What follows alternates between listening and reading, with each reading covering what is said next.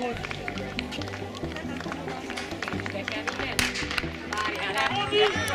Rodivernek és Kéri Bianca, ugye, ők azok, akik adhatnak alaphangot, aztán kíváncsi leszek majd a beacosokra, Beacban nagyon-nagyon jó iskola volt mindig, és most is kiváló csapatmunka folyik, össze tudnak-e majd dolgozni, de ez vonatkozhat a Vasas Griffin távfutóira is. A bevágásnál mindenki fegyelmezett volt, és nem is bántotta egymást, úgyhogy jelentem a mezőny valamennyi tagja abban van. És közben 34, 35, 36, 37, legalábbis a mezőny közepének és végének a 200-as részideje. Szabó Eszter! Arra! 126-ot!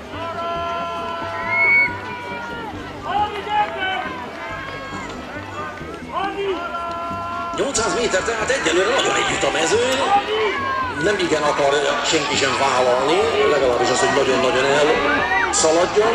Kéri Bianca hozza a mezőnyt.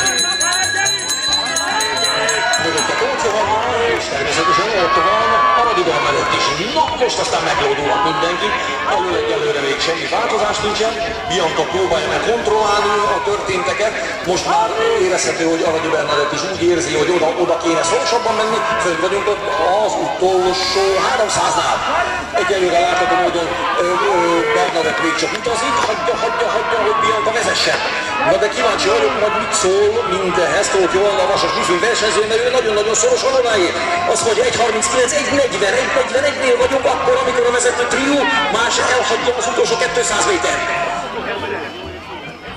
Most kellene megindulni majd mindenkinek, ezt érzik mindannyian. Nagyon kell kapaszkodnia a Tóth Johannának egyáltalán, hogy odaérjen még. Ő most már úgy látszik, hogy nem, még mindig Bianca nagyon jól kontrollálja ezt a 800 métert. Lehet, hogy egyszer győzelmet arra pakosan tolja ki Bernadettet a külső pályára, és nem lehet megverni őt, ő nyer!